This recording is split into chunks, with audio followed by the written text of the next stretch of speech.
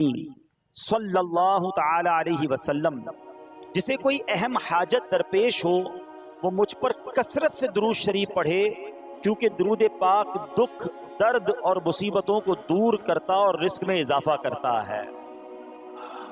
تو جب بھی کوئی مشکل آئے، پریشانی آئے، تکلیف آئے، ٹینشن آ جائے تو اس کا بار بار اظہار کرنے سے ٹینشن دور نہیں ہو جاتا۔ کوئی بھی مشکل آتی ہے بندہ سبھی کو بتاتا پھرے، بار بار ذکر کرتا رہے کہ یار بڑی مشکل میں ہوں، بڑی پریشانی میں ہوں۔ شاعر کہتے ہیں نا کہ دکھوں نے تم کو جو گھیرا ہو تو درود پڑھو، دکھوں نے تم کو جو گھیرا ہو تو درود پڑھو، جو حاضری کی تمنا ہو تو درود پڑھو۔ تو جب ٹینشن دور کرنے کا، مشکل دور کرنے کا، پریشانی دور کرنے کا وظیفہ مل گیا ہے، چابی مل گئی ہے، تو پھر فضول باتیں کرنے کی بجائے ہمیں درود پاک کی کثرت کرنی چاہیے۔ صلو علی الحبیب صلی اللہ تعالی علی محمد صلی اللہ علیہ وسلم۔ آج میں آپ کو اللہ کے ایک نبی کا واقعہ سنانا چاہتا ہوں۔ یہ واقعہ قرآن مجید میں بہت تفصیل کے ساتھ موجود ہے، اور یہ واقعہ ایسا ہے کہ میں ان نبی علیہ السلام کے عمل کا نام لوں تو نبی علیہ السلام کا نام آپ کے ذہن میں خود ہی آ جائے گا۔ یعنی انہوں نے وہ عمل ایسا کیا کہ اب ان کے نام کے ساتھ وہ عمل ایک خاص ٹیگ بن گیا ہے۔ اور اگر میں اب عمل بتاتا ہوں، نام آپ خود بتائیں گے۔ اور ان کا عمل تھا کہ ان کے اندر کمال صبر تھا۔ اب یہ صبر کرنے والے نبی کون ہیں؟ صبر ایوب علیہ السلام۔ مشہور ہے دنیا میں کہ ایوب علیہ السلام کا جو صبر ہے وہ ضرب المثل بن گیا، وہ ایگزامپل بن گیا۔ صبر تو بہت سارے لوگوں نے دنیا میں کیا، مصیبتیں تو بہت سارے اللہ والوں پر آئیں، مگر حضرت ایوب علیہ السلام کو اس قدر کمال کا صبر جو ان کا تھا، تو کیا واقعہ ہے۔ تو آج مشکلیں ہیں، پریشانیاں ہیں، ٹینشن ہیں، لوگ جب پریشان ہوتے ہیں تو صبر کا دامن تھامنے کی بجائے نارملی بے صبری، شکوے اور شکایات کی طرف جاتے ہیں۔ تو زندگی میں جب بھی کوئی معاملہ آئے نا، ہمیں اللہ کے کلام کی طرف رجوع کرنا چاہیے، اللہ والوں کی سیرت کی طرف رجوع کرنا چاہیے، اور رب کریم کے جو منتخب ترین بندے ہیں، دنیا کے افضل ترین جو افراد ہیں، وہ انبیاء کرام علیہ السلام ہیں۔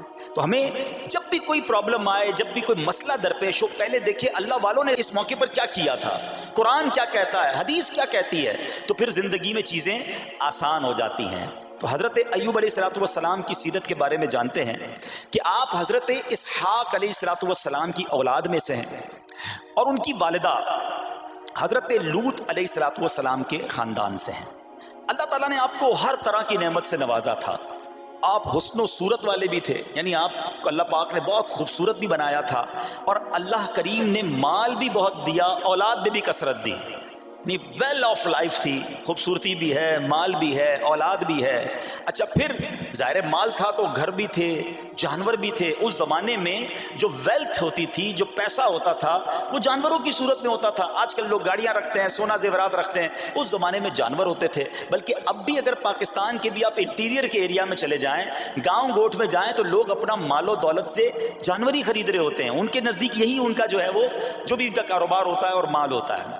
اب آپ پر امتحان آیا، آزمائش آئی، اور وہ آزمائش کیسے آئی کہ پہلے آپ کا مکان گرا، اور خاندان کے جتنے افراد تھے اور آپ کے بیٹے تھے، جتنے بھی آپ کے بیٹے تھے نا، وہ سب اس مکان کے تلے دب کر انتقال کر گئے۔ اللہ اکبر۔ آپ کو آ کر خبر دی جاتی گئی کہ حضور آپ کا مکان گر گیا ہے، آپ کے بچے دب گئے اور دب کر ان کا انتقال ہو گیا ہے۔ آپ فرماتے تھے میرا کیا ہے، جس کا تھا اس نے لے لیا، جب تک اس نے مجھے دے رکھا تھا وہ میرے پاس تھا، جب اس نے چاہا اس نے واپس لے لیا، اسی نے دیا تھا نا۔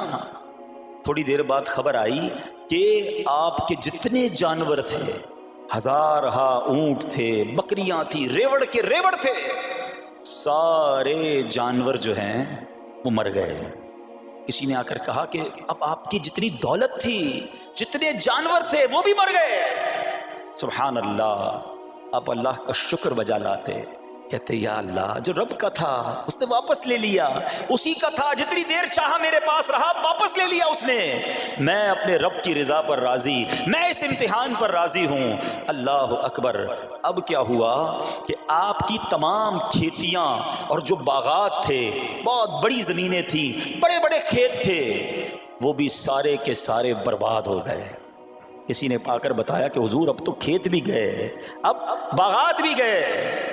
آپ نے فرمایا کہ جس کا تھا اس نے لے لیا، میں اس کی رضا پر راضی ہوں۔ جب تک میرے پاس تھا وہ میرے پاس تھا، اب رب نے واپس لینا چاہا تو اس نے لے لیا۔ اب he was empty handed، یعنی اب کچھ بھی نہیں تھا، نہ بچے ہیں، نہ مال ہے، نہ جانور ہے، نہ مکان ہے۔ مگر حضرت ایوب علیہ السلام کی زبان پر پھر بھی شکر ہے، اب بھی شکر ہے، شکوہ نہیں ہے کہ اللہ میں تیری رضا پر راضی ہوں۔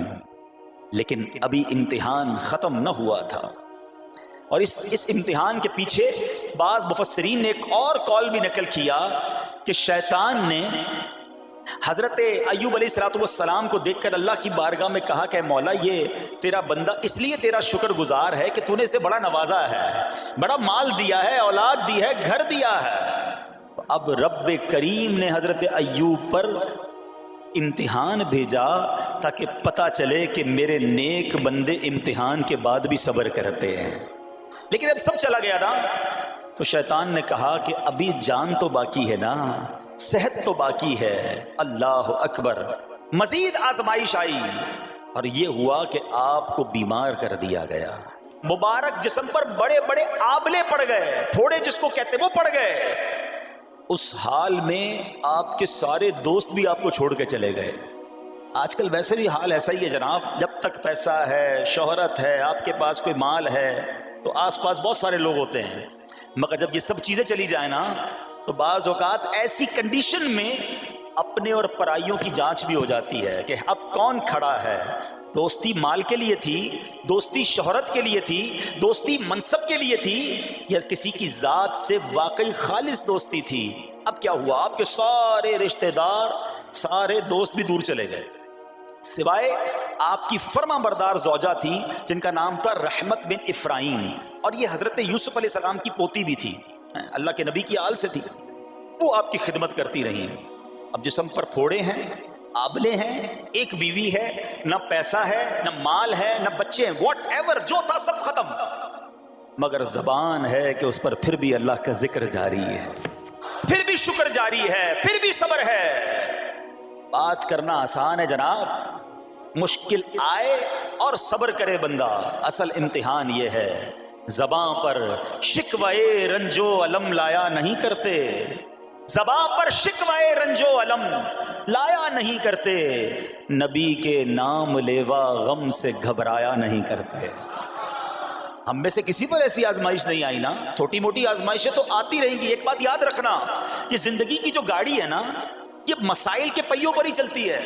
ہمیں بعض اوقات کسی کی گاڑی، کسی کا مکان، کسی کا خوبصورت چہرہ، کسی کی مسکراہٹ دیکھ کر لگتا ہے یار یہ تو دنیا کا سب سے سخی آدمی ہے۔ ایسا نہیں، تو یہ نہ سمجھے کہ سارا جہان جناب سخی ہے اور میں اکیلا دکھی ہوں، ایسا نہیں ہوتا، بلکہ ہر اس جہاں میں تقریباً ہر بندہ ایسا ہوتا ہے جس کے ساتھ کوئی نہ کوئی دکھ لگا ہوا ہوتا ہے، کوئی نہ کوئی پریشانی ہے، کسی کو مال کی پریشانی، کسی کو روزگار کی پریشانی، کسی کو بیماری لگی ہے، کسی کو اور ٹینشن ہے۔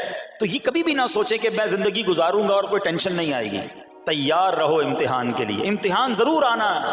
اب کمال یہ ہے کہ اس امتحان میں پاس کون ہوتا ہے۔ حضرت ابراہیم پر امتحان آیا، زبان پر صبر ہے، شکر ہے، شکوہ نہیں ہے۔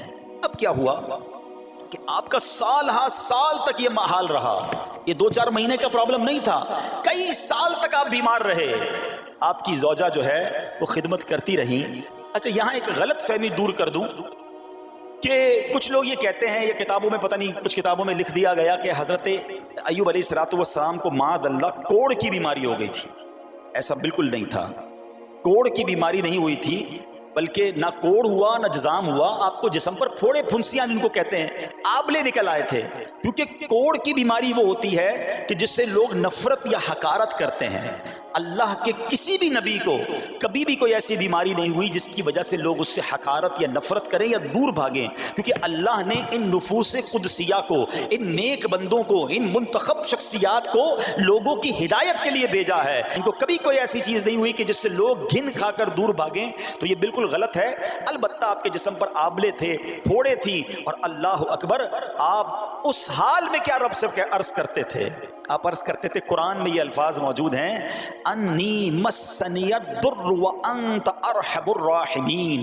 ترجمہ کیا ہے؟ مجھے تکلیف پہنچی اور تو سب مہر والوں سے بڑھ کر مہر والا ہے، رحم کرنے والوں میں سب سے بڑھ کر رحم کرنے والا ہے۔ یعنی اللہ کی بارگاہ میں یہ عرض کرتے تھے، یا اللہ تکلیف پہنچی ہے، رحم تو نے کرنا ہے، تو ارحم الراحمین ہے۔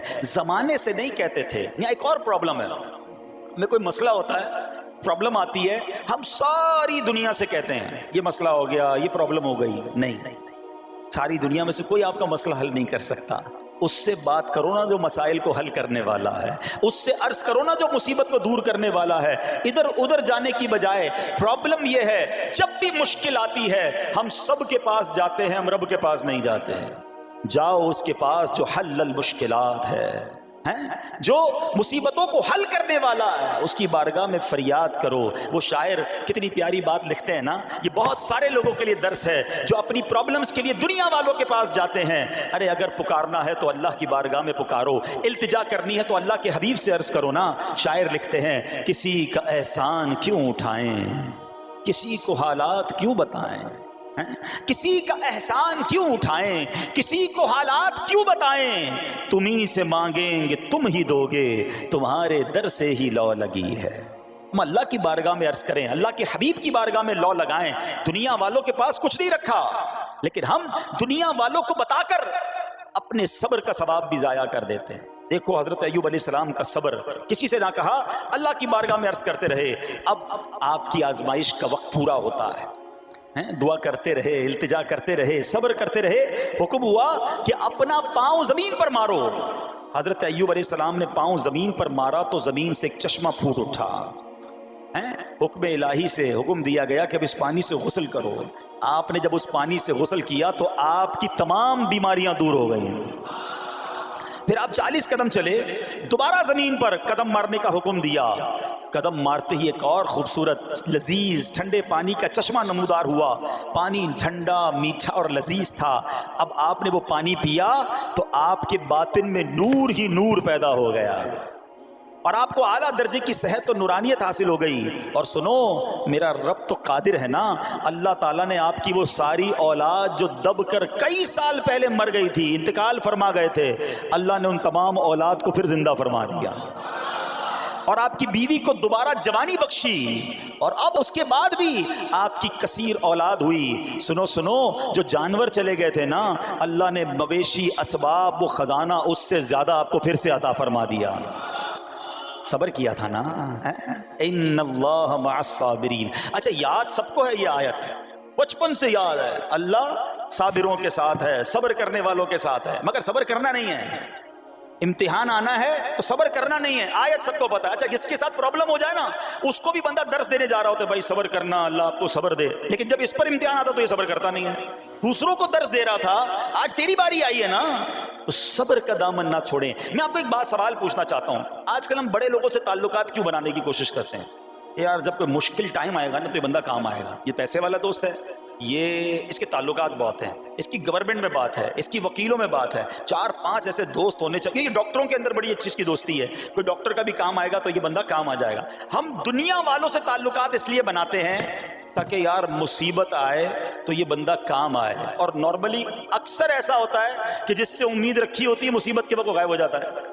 لیکن رب خود قرآن میں فرما رہا ہے، ان اللہ مع الصابرین، صبر کر لو، اللہ کی رحمت تمہارے ساتھ ہو جائے گی۔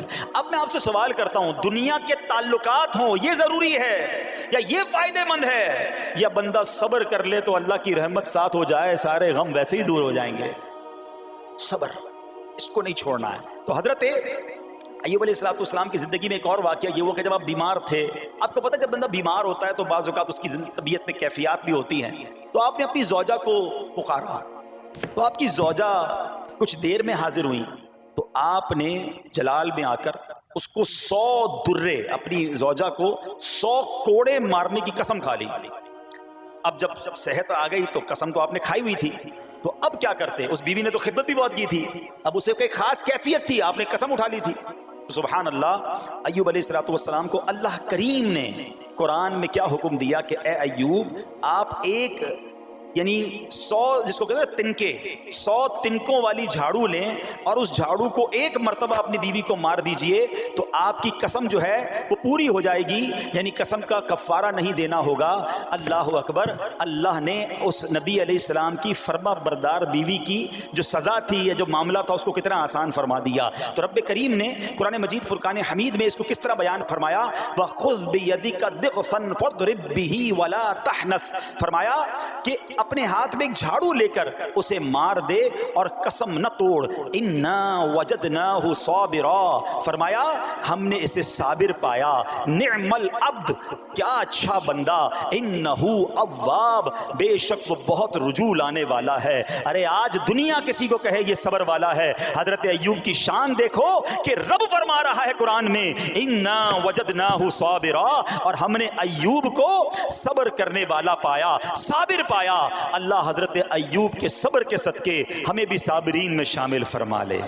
اللہ اکبر، سبحان اللہ۔ اور رب کریم نے جو اواب فرمایا، علماء کہتے ہیں کہ یہ اواب کے لاجواب خطاب کو جو آپ کے سر مبارک پر ایک تاج کی طرح رکھ دیا گیا، کیونکہ اواب کے معنی کیا ہے؟ انہو اواب، بے شک وہ بہت رجوع لانے والا ہے۔ اللہ اکبر۔ صبر کیا تو رب نے کیسے کیسے القاب جو ہیں وہ قرآن میں عطا فرمائے۔ یہاں ایک اور بات بھی سیکھنے والی ہے کہ حضرت ایوب علیہ السلام کے صبر کا کمال یہ ہے کہ قرآن میں ذکر آ گیا، اب صبح قیامت تک حافظ تلاوت کریں گے، تراویح میں قرآن پڑھا جائے گا، جب بھی قرآن کی تلاوت دنیا کے کونے کونے میں کی جائے گی، قیامت تک حضرت ایوب کے صبر کا ذکر ہوتا رہے گا۔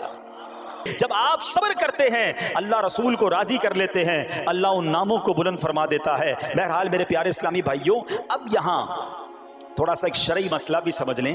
بعض اوقات ہے کہ آپ لفظ سنتے ہیں ہیلا، اچھا کچھ لوگ جب یہ لفظ ہیلا سنتے ہیں تو کنفیوز ہو جاتے ہیں، یار یہ کیا، ایک کام کرنا تھا اس کو ایک اور طریقے سے کر دیا، ہمیں سمجھ نہیں آ رہا، عجیب عجیب سی لوگ باتیں کرتے ہیں۔ سبحان اللہ، علماء فرماتے ہیں پہلے ہیلے کا مسئلہ سمجھ لیں۔ فتاوی عالمگیری میں ہے جو ہیلا کسی کا حق مارنے یا اس میں شبہ پیدا کرنے یا باطل ذریعے سے فریب دینے کے لیے کیا جائے وہ مکروہ ہے، اور جو ہیلا اس لیے کیا جائے کہ آدمی حرام سے بچ جائے یا حلال کو حاصل کر لے وہ اچھا ہے۔ انما الاعمال بالنیات، غلط نیت سے ہیلا کہ کسی کا حق دبا لوں یا معاذ اللہ زکوٰۃ ادائی نہ کرنی پڑے، اللہ کو کوئی دھوکہ نہیں دے سکتا، اللہ دیکھ رہا ہے کہ اس کی نیت کیا ہے۔ لیکن ہیلا اس لیے ہے کہ حرام سے بچ جائے، حلال حاصل کر لیا جائے، تو اس کی جو جواز کی صورتیں ہیں علماء نے فرمایا یہ آیت اس میں دلیل ہے، اور آیت کیا تھی؟ وَخُذْ بِيَدِكَ ضِغْثًا فَاضْرِب بِهِ وَلَا تَحْنَثْ، اور فرمایا اپنے ہاتھ سے ایک جھاڑو لے کر اسے مار دو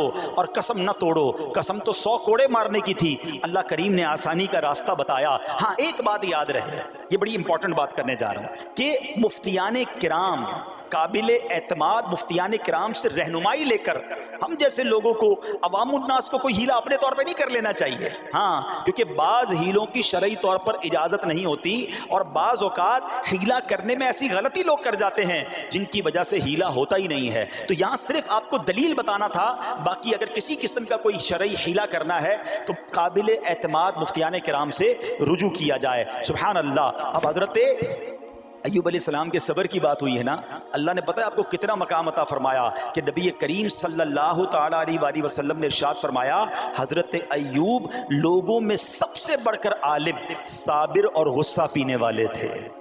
حضرت ابن مسعود رضی اللہ تعالیٰ عنہ سے مروی ہے کہ حضرت ایوب علیہ السلام قیامت کے دن صبر کرنے والوں کے سردار ہوں گے۔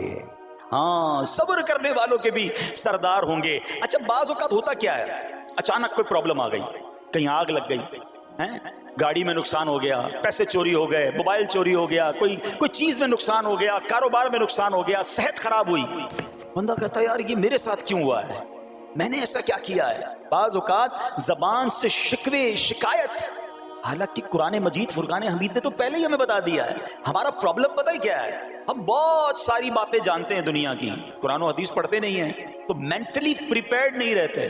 آپ کو پہلے ہی پتا ہو کہ یار گرمیاں آنے والی ہیں تو اچانک گرمیاں آئیں گی تو پریشان نہیں ہوں گے نا. آپ کو پتا تھا جون جولائی میں گرمی ہوتی ہے بھائی, سردیاں نہیں ہوتی. آپ پنکھا بھی تیار رکھتے ہیں, ٹھنڈا پانی کا انتظام بھی رکھتے ہیں, گرمی کے وقت باہر کم نکلتے ہیں. اور سردیاں آتی ہیں آپ کو پہلے ہی پتا ہوتا ہے, رضائی تیار کر لیتے ہیں, سویٹر نکال لیتے ہیں. ایسا نہیں ہوتا کہ صبح اٹھتے تو 40 ڈگری ہوتا ہے, دوسرے دن اٹھتے تو 5 ڈگری ہوتا ہے. بندہ کہ یار آج ٹھنڈ کی ہو گئی, کل گرمی کی ہو گئی. مینٹلی پریپیئرڈ جب بندہ ہوتا ہے تو وہ تیار ہوتا ہے.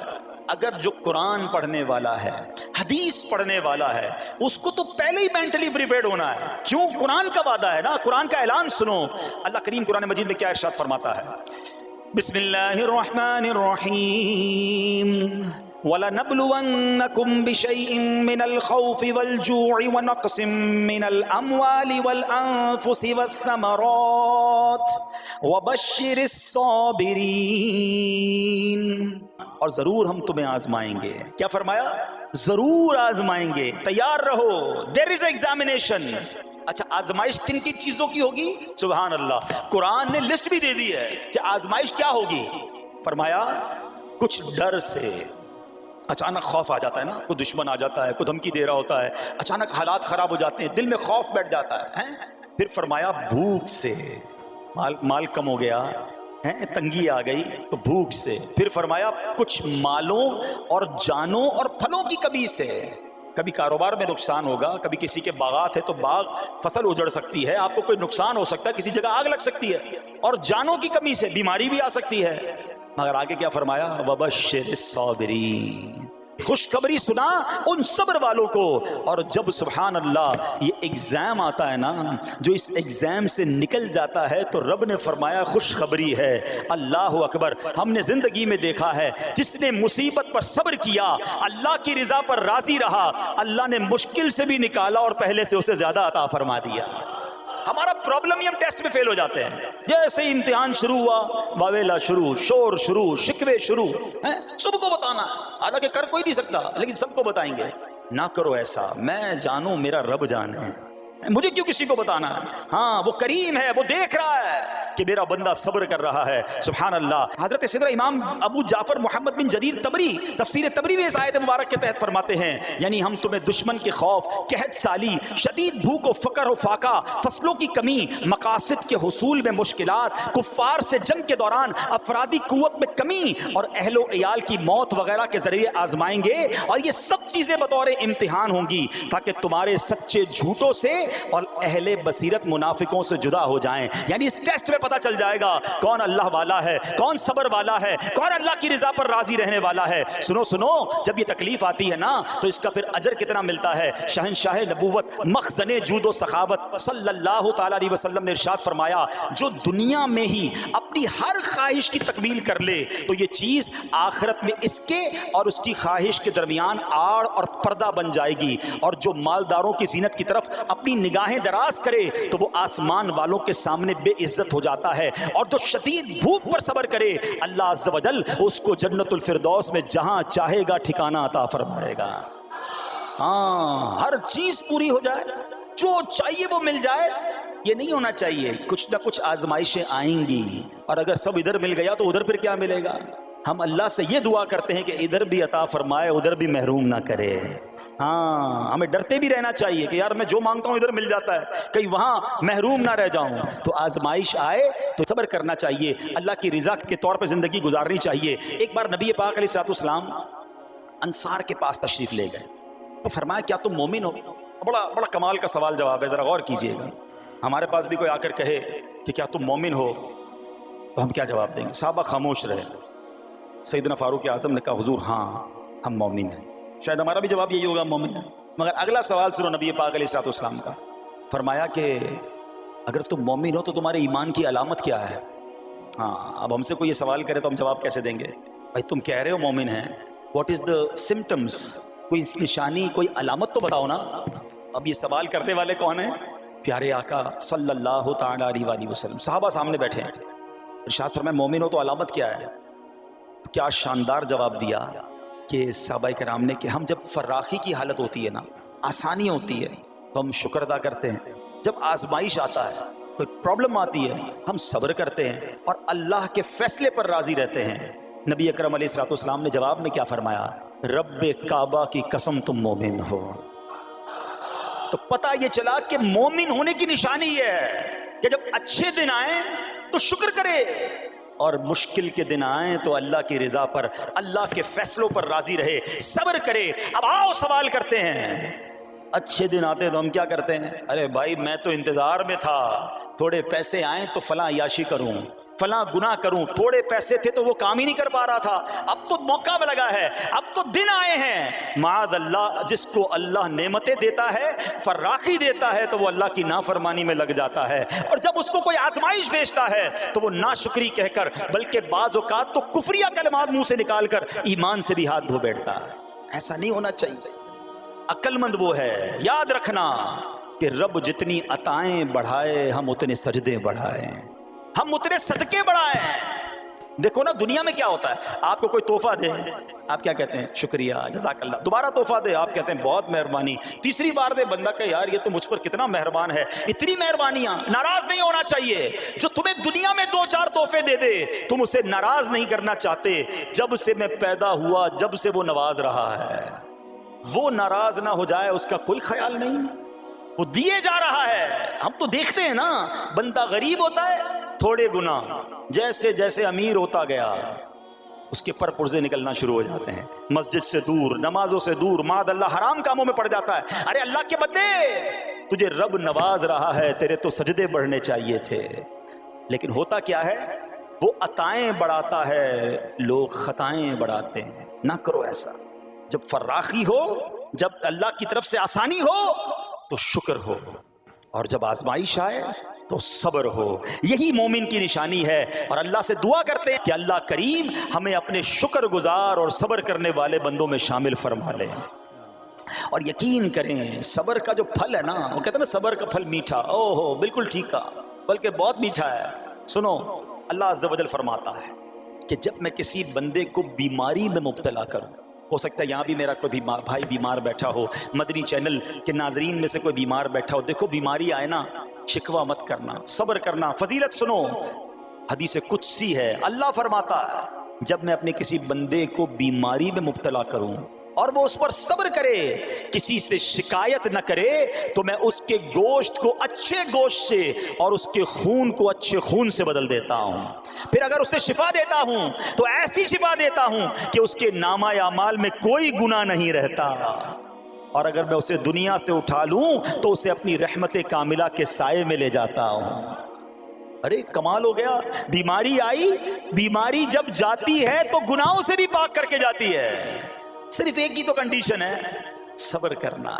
بیماری آئی، صبر کرنا، ہاں کسی سے بات نہ کریں، شکوہ نہ کریں، اللہ کی بارگاہ میں عرض کریں مولا تیری مہربانی، ہاتھ میں درد ہے باقی جسم تو سلامت ہے، اے اللہ آنکھ میں درد ہے باقی جسم تو سلامت ہے، اے اللہ گردوں میں پرابلم ہے میرا باقی جسم تو سلامت ہے، یہ بھی تیری مہربانی ہے۔ اللہ کرے کہ ہم شکر گزار بندے بن جائیں، کیونکہ یہ بیماری تو ہمارے گناہ معاف کروانے آئی تھی، مگر افسوس یہ ہے کہ جو گناہ معاف کروانے والا کام ہمارے ساتھ ہوا اس میں بھی ہم نے اللہ کو ناراض کر دیا اور شکوے شکایات کی۔ سنو اس نے اخلاق کے پیکر نبیوں کے تاجور صلی اللہ تعالی علیہ وسلم نے ارشاد فرمایا، ابھی تو صرف بیماری کی بات ہوئی نا، اب آؤ اگر کسی کو کاروبار میں نقصان ہو گیا، کسی کے پیسے کم ہو گئے، کسی کی جان و مال کا کوئی نقصان ہوا، کوئی آگ وغیرہ لگ گئی، سنو اللہ کے حبیب علیہ الصلوۃ والسلام فرماتے ہیں کہ اللہ ارشاد فرماتا ہے، پھر حدیث قدسی ہے کہ جب میں اپنے کسی بندے کے بدن یا اس کے مال یا اس کی اولاد کی طرف کوئی سختی بھیجوں، پھر وہ صبر جمیل کے ساتھ اس کا استقبال کرے، تو قیامت کے دن مجھے اس سے حیا آئے گی کہ میں اس کے لیے میزان قائم کروں یا اس کا نامہ اعمال کھولوں۔ ہائے ہائے ہائے، سمجھتے ہو اس کا مطلب؟ اللہ فرما رہا ہے مجھے حیا آئے گی کہ اپنے بندے سے اب کیا حساب لوں۔ جب آزمائش بھیجی تھی تو اس نے صبر کیا تھا، اس نے شکوہ نہیں کیا تھا۔ خدا کی قسم میں آپ سے پوچھتا ہوں، میرا کوئی نقصان ہو جائے اور قیامت کے دن میرا نامہ اعمال نہ کھولا جائے، مجھے اللہ کی بارگاہ میں حساب نہ دینا پڑے، مجھے بتاؤ یہ دنیا کے حساب نقصان کی کیا حیثیت ہے اگر ادھر بخشا جائے؟ سنو تو صحیح، رب فرما رہا ہے کہ مجھے حیا آتی ہے کہ اس کے لیے میزان قائم کروں یا اس کا نامہ اعمال کھولوں۔ ارے یہ ساری دنیا کی دولت दौलत, ये सारी दुनिया की आसाइशें एक तरफ, अगर कयामत के दिन हिसाब किताब में आसानी मिल जाए, अल्लाह बिला हिसाब जन्नत में दाखिल कर दे, इससे बढ़कर कोई नेमत नहीं। मगर आज अफसोस ये होता है कि अगर किसी पर इम्तिहान आता है, वो इस इम्तिहान में फेल हो जाता है। इस हदीस में एक लफ्ज इस्तेमाल हुआ सब्र जमील के साथ। अब ये भी बड़ा मसला है कि लोगों को यही नहीं पता कि सब्र जमील है क्या। लोग कहते तो बहुत हैं, अल्लाह पाक आपको सब्र जमील अता फरमाए। अब उससे पूछो भाई सब्र जमील की तारीफ क्या है, तो फिर तारीफ नहीं पता होती। ये किसी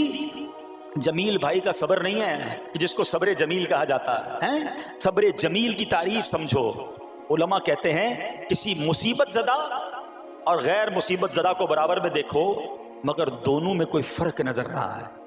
यानी चेहरा भी ना बताए कि वो किसी मुश्किल में है, उसकी आदतें भी ना बताएं कि वो किसी प्रॉब्लम में है, यानी उसको देखकर पता ही ना चले कि वो बड़ी मुश्किल में है। फरमाया ये है सब्र जमील। मगर आज हमारा हाल ये है, हमारा चेहरा बता देता है भाई खैर तो है, बड़ी टेंशन में हो, हाँ यार क्या करूं, बस मोबाइल टूट गया, अरे भाई बड़ी चेहरे पे बड़ी हवाइयां उड़ रही हैं, बस क्या करूं जनाब, आज 5,000 रुपए खो गए। 5,000 रुपए खो जाएं, छोटा सा नुकसान हो जाए, हमारा चेहरा बता देता है कि हमारे साथ कोई मामला हुआ है। सब्र जमील ये है कि देखकर कोई पहचान ही ना सके कि ये बंदा कितनी मुश्किल में है, चाहे अंदर कितनी तकलीफ में हो, दुनिया वालों को ना बताए, क्योंकि वो रब का बंदा है, वो अल्लाह की बारगाह में फरियाद करे। ये सब्र जमील है और अल्लाह इसे हम सबको नसीब फरमाए। हाँ, ये बड़ी कमाल की बात है। हम क्या करते हैं, सारे जहान को बताते हैं। अच्छा, फिर आखिर में लोग कहते भी हैं, जब पूरे मोहल्ले को बता दिया ना, फिर उसके बाद कहते हैं बस क्या करें भाई, सब्र ही कर रहे हैं। अब आप सब्र नहीं कर रहे हजरत, हाँ आपका सब्र चला गया, आपने सारी दुनिया को तो बता दिया। सब्र यह है कि सब्र पहले सदमे पर होता है। जैसे ही आपको कोई सदमा लगा ना, अब आप जाने रब जाने, ना बताएं किसी को, ठीक है। वो अलग बात है आप किसी को दुआ के लिए कह दें, लेकिन बड़ा नुकसान हो गया, बड़ी मुश्किल हो गई, बड़ी परेशानी हो गई, उससे हल तो कोई नहीं होना। अच्छा, हमारा माजरा एक और भी बड़ा अजीब है, मुश्किल हो जाए तो सबको बताते हैं, आसानी हो जाए तो फिर किसी को नहीं बताते हैं। 5,000 का नुकसान सारे मोहल्ले को पता है, 50,000 का फायदा हुआ, फिर किसी को बताया आपने? नहीं यार बताऊंगा तो नजर लग जाएगी। घर वालों को तो बिल्कुल भी नहीं बताऊंगा, खर्चा बढ़ा देंगे। घर वालों को सारी टेंशन की खबरें जाके दे रहे होते हैं, मार्केट में बड़ा नुकसान हो गया, आज बड़ा मंदा है, अरे भाई कारोबार बिल्कुल नहीं है, ताकि घर वालों का खर्चा रोक सके। और जैसे ही कारोबार अच्छा हो गया, घर जाते फिर भी वही वाला मुंह बना लेते हैं, ताकि इनको पता ना चले मैं बड़े पैसे कमाने लगा हूं। ये ना किया करें। हाँ, टेंशन आप किसी को बताकर अपना सिर्फ सवाब जाया करते हैं, बाकी कुछ नहीं होता। करना रब ने है, और ये अगर आजमाइश मेरे दर्जे बुलंद करने आई है, अगर ये आजमाइश मुझे अल्लाह के करीब करने आई है, तो फिर तो इसका इस्तकबाल होना चाहिए ना। हाँ, हमारे बुजुर्गाने दीन तो आजमाइशों का इस्तकबाल किया करते थे। और सुनो, यहाँ हो सकता है कि मेरा कोई नाबीना भाई बैठा हो, बाज़ औक़ात ऐसा भी होता है कि अचानक किसी की बीनाई चली जाती है, आंखें ठीक होती हैं और अचानक एक्सीडेंट हुआ या कोई वाकया हुआ है, बहुत बड़ी आजमाइश। अल्लाह इस आजमाइश से हमें महफूज रखे। मगर देखो मेरे रब की शान देखो, जब भी कोई तकलीफ आती है ना, बंदा सब्र करे, उस तकलीफ का अजर तैयार है, उसका कमाल से उसकी रहमत तैयार है, रहमत की बरसात तैयार है। सुनो, अल्लाह फरमाता है कि ए जिब्राइल, जब मैं अपनी किसी बंदे की बीनाई ले लूं तो उसका अजर यह है कि मैं उसे अपने दीदार से मुशर्रफ फरमाऊंगा। हाँ, आंखें गई हैं, मगर अल्लाह फरमाता है मैं अपना दीदार करवाऊंगा। बस सिर्फ सब्र करना है। इसी तरह मेरे प्यारे इस्लामी भाइयों, बाज लोगों के यहाँ बच्चे का इंतकाल हो जाता है, छोटे छोटे बच्चों का इंतकाल हो जाता है, या बाज़ औक़ात पैदाइशी बच्चा मरा हुआ होता है, पैदा उसका इंतकाल हो जाता है, या बाज़ औक़ात विलादत से पहले ही बच्चा ज़ाया हो जाता है। बहुत शोर, बड़ा वावेला, बड़ा रोना पीटना घरों में होता है। मत किया करो ऐसा। यकीन करें ये बहुत बड़ा इनाम तुम्हें मिलने जा रहा है। ऐसा ना हो ये रोना पीटना, ये बेसब्री, ये अल्लाह की बारगाह में शिकवे शिकायत, इतने बड़े तुम अजर से महरूम रह जाओ। सुनो, अल्लाह के आखिरी नबी सल्लल्लाहु ताला अलैहि वसल्लम ने फरमाया, जिस मुसलमान जोड़े के 3 बच्चे इंतकाल कर जाएं, अल्लाह अज़्ज़ व जल उन बच्चों पर फजल व रहमत करते हुए इन दोनों यानी माँ बाप को जन्नत में दाखिल फरमाएगा। सहाबाए कराम ने अर्ज़ की, किसी के 2 बच्चे, फरमाया 2 बच्चे भी, फिर अर्ज़ की और 1, फरमाया 1 भी, फिर फरमाया उस ज़ात की कसम जिसके कब्ज़े कुदरत में मेरी जान है, जिस औरत का कच्चा बच्चा फौत हो जाए यानी हमल जाया हो जाए और वो उस पर सब्र करे, तो वो बच्चा अपनी माँ को अपनी नाफ के जरिए खींचता हुआ जन्नत में ले जाएगा। ये तो जन्नत का टिकट था।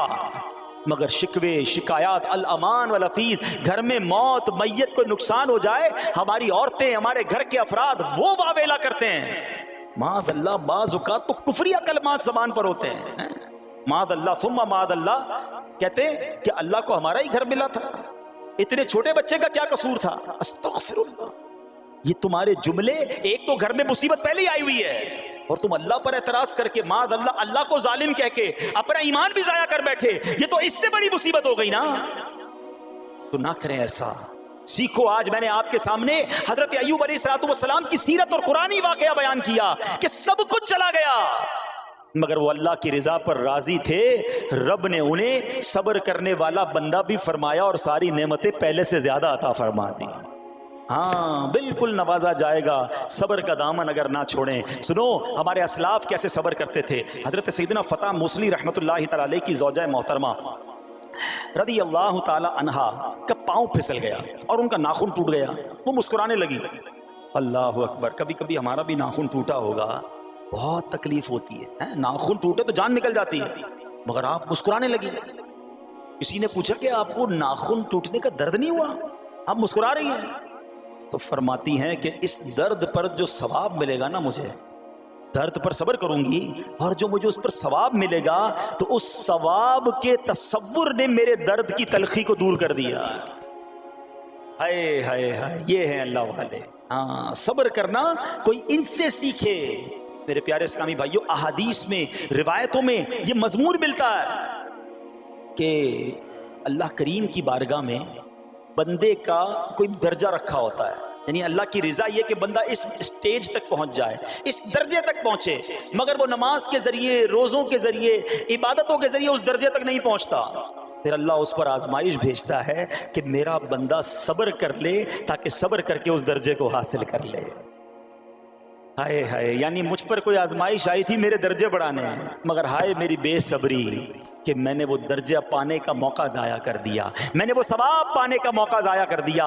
خدا را یاد رکھنا، اگر کسی آزمائش سے گزر رہے ہو تب بھی، اور اگر آئندہ کوئی آزمائش آئے، صبر کا دامن نہ چھوڑنا. یہ تصور کر لینا کہ یہ میرے گناہ معاف کرنے کا ذریعہ بن رہا ہے، یہ میرے درجے بڑھانے کا ذریعہ بن رہا ہے. اور سنو، جب مصیبت آئے تو پڑھنا کیا ہے. رسول اللہ صلی اللہ تعالی علیہ وآلہ وسلم نے فرمایا، جو مصیبت کے وقت انا للہ و انا الیہ راجعون کہتا ہے تو اللہ عز و جل اس کی پریشانی دور فرما دیتا ہے اور اس کے کام کا انجام اچھا فرماتا ہے اور اسے ایسا بدل عطا فرماتا ہے جس پر وہ راضی ہو جاتا ہے. تو یہ پڑھ لیں، لیکن شکوہ نہ کریں. دنیا والوں کو بتانے کی حاجت نہیں. اچھا، وہ جو میں بات کر رہا تھا کہ تکلیف سب کو بتانی ہے اور راحت کے بارے میں کسی کو کوئی شکر کرتا ہوا نظر نہیں آتا. ایک بار ایک شخص کے سر پر جو ہے نا وہ تکلیف ہوئی نا، سر میں درد ہو گیا. اس نے پٹی باندھی اور گھومنے لگا. اس زمانے میں حضرت رابعہ بصریہ رضی اللہ رحمت اللہ تعالی علیہ، اللہ کی بہت بڑی ولیاں ہیں. آپ نے اس کو دیکھا کہ کیوں پٹی باندھی ہے؟ وہ کہتا سر میں درد تھا اس لیے پٹی باندھی ہے. بات تھوڑی سی باریک ہے، سمجھدار لوگ سمجھیں گے. اس لیے پٹی باندھی ہے کہ سر میں درد تھا. اللہ اکبر. اس اللہ والی نے پتہ کیا کہا؟ آپ کہتی ہیں کبھی صحت کی پٹی بھی باندھی ہے؟ یہ جملہ ہے بڑا سمجھنے والا ہے.